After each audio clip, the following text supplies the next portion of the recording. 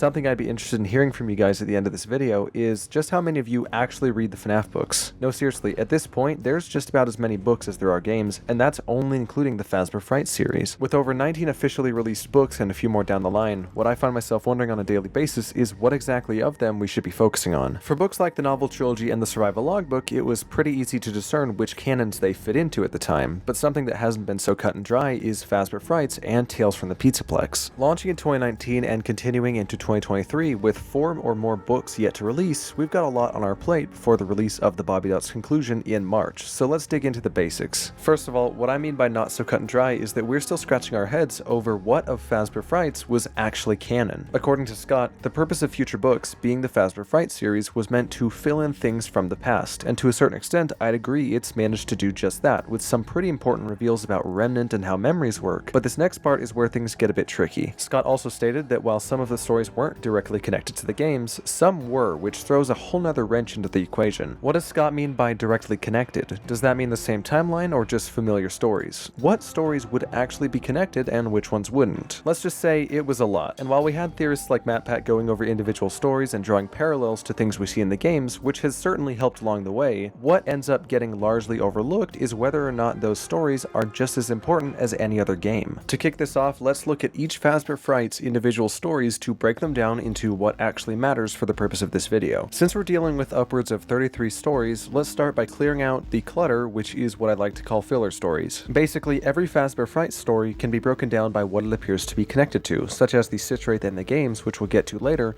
but for the purposes of this video, the stories that don't exactly connect to anything. These 15 Fazbear Frights stories, although potentially featuring some familiar characters and settings, do not directly connect to anything in the games or elsewhere in Frights, and while you could say they fit into this timeline or that one, their ambiguity is why we're going to set them aside for now. Next up is the set of stories that might have felt all too familiar to us, those being Coming Home, What We Found, and Prankster. If you're not familiar with these stories, then don't worry because you've pretty much heard them before. These stories follow a girl named Susie possessing the Chica animatronic, a night guard encountering strange hallucinations on his shift at Fazbear's Fright horror attraction, and a man named Jeremy being targeted by a malicious AI while developing a VR game. While you'd think from those descriptions alone that we'd found the stories that Scott had mentioned would be directly connected to the games, you'd be right to say that without knowing that this Susie's got brown hair and died later than the 80s, or that our Fazbear Frights guard Hudson doesn't see the phantoms, doesn't stay in his office, and dies on the very night Springtrap arrives. Or perhaps the biggest red flag of all, this Jeremy is an imposter. Okay, that last one might have been a bit of an exaggeration. His actual name's Jeremiah, and not the Jeremy we hear about in FNaF VR. But if anything is going to sway us from thinking that this story's canon, it's that the franchise didn't use the name Jeremy for once. Come to think of it, there's only 2 places in the series where the name Jeremy is directly missing, and that's in the novel trilogy and Prankster, which we know are both evidently not canon to the games, so perhaps the name Jeremy is a lot more important in the series than just a running gag. All in all, these stories, albeit familiar, run pretty differently from their game counterparts, so we'll have to deem them not canon to the games, leaving us with these last 15 stories. What makes these stories the most interesting is that they all directly connect to one another, with the thing holding them together at the center being the Stitch Wraith. As we all know, the Stitch Wraith stingers are this big overarching narrative intertwined in the pages of Fazbear Frights books, making sure to leave little callbacks to stories throughout the series. Throughout its run, the Stitch Wraith dropped references to 12 other stories, which in turn have their own connections to 3 more. Be it through cited events, recurring characters, or familiar locations, the Stitch Wraith certainly serves to form this big web throughout the Fazbear Frights series, but what we're trying to figure out is what it all means. From what I can tell, MatPat and the general populace have tended to use all of Fazbear Frights, including the Stitch Wraith, for parallels, such as Pete and Chuck paralleling Michael and the Crying Child, or Andrew as this timeline's version of Cassidy, haunting the Golden Freddy suit and tormenting William. And while those parallels are valid regardless of the ultimate conclusion we come to, I still think there's something more going on here. For a while now, there's been this idea out there that the Stitch Wraith stingers and their interconnected stories might very well be a puzzle piece to fit directly into the game's timeline, and honestly for good reason. In the Ultimate Guide, there's a lot of pretty interesting connections drawn between the Stitch Wraith and the FNaF 6 fire theorists didn't exactly pick up on during our first read-through, such as the Stitch Wraith returning to an old fire site, or the puppet's mask as evidence from said fire, or most notably the man in room 1280 who almost certainly burned in said fire. By taking a closer look at the Ultimate Guide, a lot of what it contained seemed to be hinting at the Stitch Wraith being the direct follow-up to FNaF 6 and the tie-in to Ultimate Custom Night, with the series working to fill in the holes between FNaF 6 and VR, which, while enticing, carries with itself a whole heap of problems. First of all, taking into account the Stitch Wraith as a whole, we'd have to ask ourselves who exactly exactly is Andrew? In the Man in Room 1280, he's the one responsible for eternally tormenting William, as well as possessing Golden Freddy in The New Kid. If the Stitch Wraith were canon to the games, Andrew would not only have to be present in UCN, but also a part of Golden Freddy along with Cassidy, who we know is undeniably possessing the suit as well. On top of that, there's Into the Pit's depiction of 6 children involved in the missing children's incident rather than 5, which you would say now includes Andrew, but leaves out how exactly he was involved at all. That, coupled with how the frick Eleanor works and why she's involved with a time-traveling ball pit, and you're left with a lot more questions than answers. Pretty counterproductive for a series meant to literally fill in blanks from the past. Are there potential answers to all those questions if they were to be in the game's timeline? Absolutely, but the catch is we just don't have them, at least not yet. Going back to the Ultimate Guide, something the book did independently from any other piece of media is that it actually gave the Stitch Wraith stories a real name. While we've been calling them the epilogues or the Stitch Wraith stories throughout the entire series, the Ultimate Guide referred to them as Stitch Wraith Stingers. A pretty peculiar name, but okay I guess. The book also tends to often refer to the Stingers as a Fazbear Frights meta story, with meta tending to refer to things that are self-referential like fourth wall breaks. While there wouldn't be too much about the Stitch Wraith Stingers I'd call meta if they were straight up in the same canon as the games, how exactly it's meta isn't more important than where it's referenced as being meta. I mentioned that in the Ultimate Guide, the Stitch Wraith Stingers are often referred to as this meta story. However, what I didn't tell you is where in the book, specifically 3 places. 2 of those unsurprisingly turn out to be the real Jake and the Man in Room 1280, which both have the most monumental tie-ins to the Stitch Wraith itself, but the last one's a bit more unexpected. Prankster of all stories, which, if you remember back, we designated as an alternate telling of FNaF VR and strictly non-canon to the games, holds an interesting detail that may be more important than we first thought.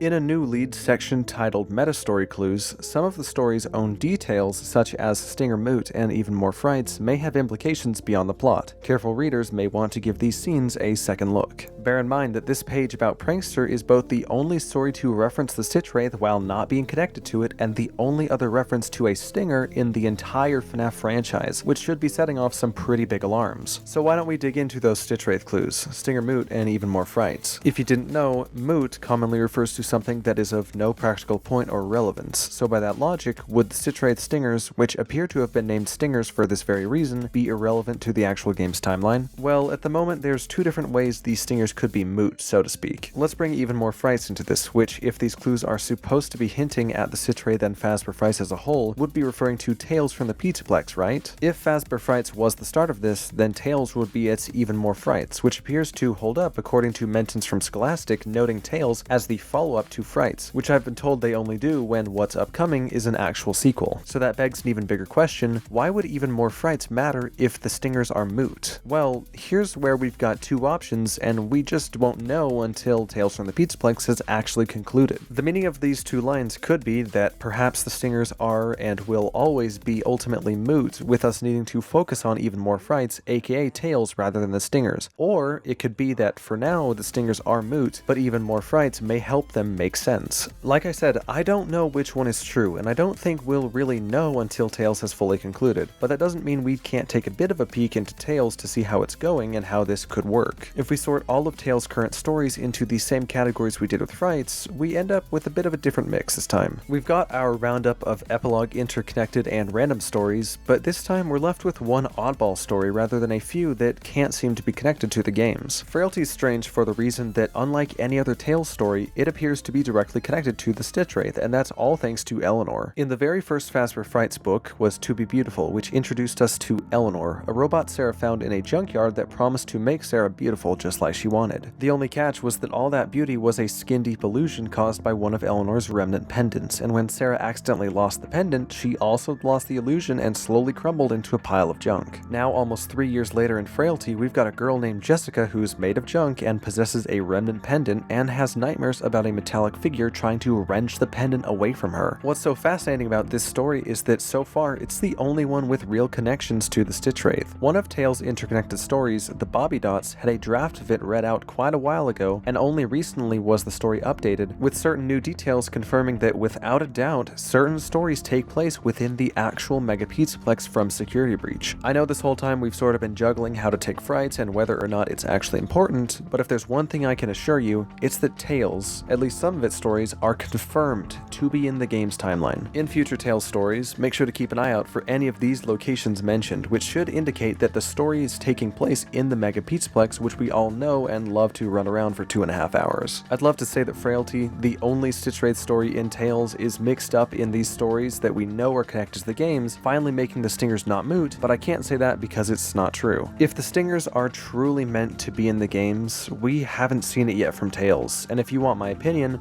I don't think it's going to be revealed that they are connected to the games, but hey, some of you can still hold out hope. What I found super interesting about the Stinger Moot clue is that in Prankster itself, Stinger Moot is an anagram for testing room, which if you want to use that as a clue too, could refer to Fazbear Frights and the Stitch Wraith being the testing room for what would eventually be Tales. In the meantime, pay close attention to the Bobby Dots storyline, with its first part dropping at the tail end of December and its conclusion releasing in March. Bobby Dots is the first story outside of the epilogues to feature continuity across multiple stories, so however it concludes should certainly reveal some sort of dark secret the Mega Pizzaplex has been hiding from us. That, and there's also Anime Girls. Anyways, that's where I'm gonna have to call it here. Thank you so much for watching and for all the support on these new videos. Sadly, I can't promise consistency, but I'm a pretty good game theory alternative if I do say so myself. Merry late Christmas if this does end up being late. Make sure to take some chica chowder for the road, and I will see you next time. Bye bye now. Goodbye.